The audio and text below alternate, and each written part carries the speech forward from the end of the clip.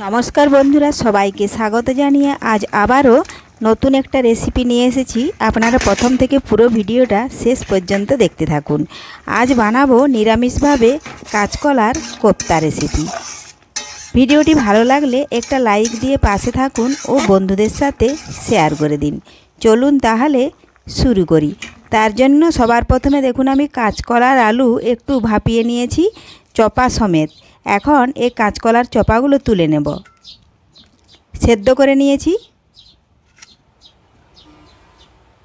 আর যদি কোনো বন্ধু নতুন হয়ে থাকেন চ্যানেলটি সাবস্ক্রাইব করে বেল আইকন হলে সেট করে দিন সবার প্রথমেই আমার রেসিপি পেতে। দেখুন এইভাবে কাঁচকলার খোসাগুলো সেদ্ধ করে হয়ে গেছে, এই জন্য তাড়াতাড়ি খোসাগুলো দেখুন ছেড়ে যাচ্ছে। এইভাবে সমস্ত খোসাগুলো ছাড়িয়ে আমি হাত দিয়ে একটু মেখে নেব। দেখুন ছাড়িয়ে নিয়েছি আর হাত দিয়ে এইভাবে একটু ম্যাশ করে নিচ্ছি।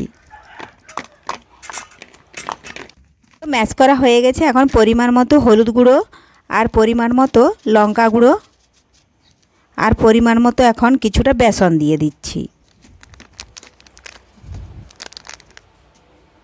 বেসন দেওয়া হয়ে গেলে সবশেষে দিয়ে দেবো স্বাদ মতো লবণ।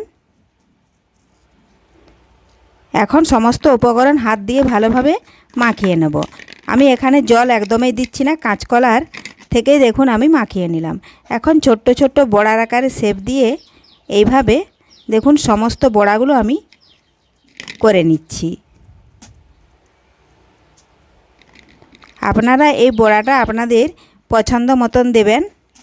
কেউ যদি গোল গোল করতে পারেন তো গোলও করবেন, তো এইভাবে চ্যাপ্টা আকারে সব থেকে বেশি ভালো হয়। সমস্ত বড়াগুলো হয়ে গেছে। এখন আমি গ্যাস ধরিয়ে কড়াই বসিয়ে দেব। কড়াইয়ের মধ্যে পরিমাণ মতো সাদা তেল দিয়েছি। তেল একটু ভালোভাবে গরম করে নিয়ে দেখুন খুরপিটা দিয়ে কড়ার চারপাশে এইভাবে একটু বুলিয়ে নিলাম। এখন ছোট্ট ছোট্ট বড়াগুলো তেলের মধ্যে আমি ছেড়ে দেব। তো দেওয়া হয়ে গেছিলো। এখন যেগুলো আগে দিয়েছিলাম সেগুলো একটু উল্টে নিচ্ছি, কারণ ওগুলো হয়ে গেছে। এই দেখুন এইভাবে উল্টে নেব। সমস্ত বড়াগুলো এইভাবে উল্টে নেব।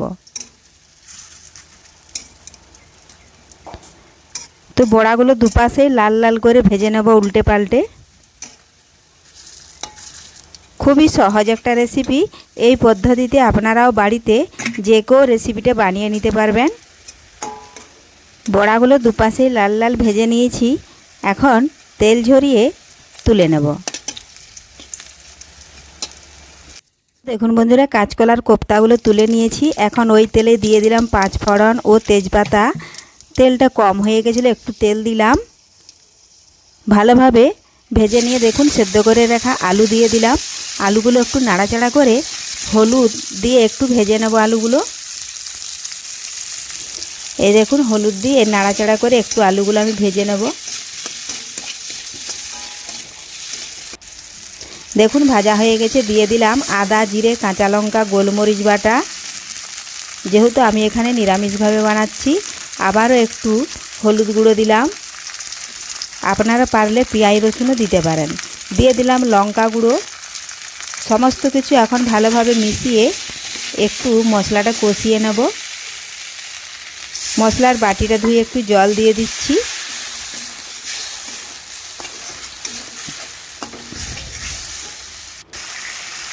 দিলাম স্বাদ মতো লবণ। ভালোভাবে মশলাটা কষিয়ে নিয়ে তেল ছেড়ে যাওয়া অবধি কষে নিতে হবে।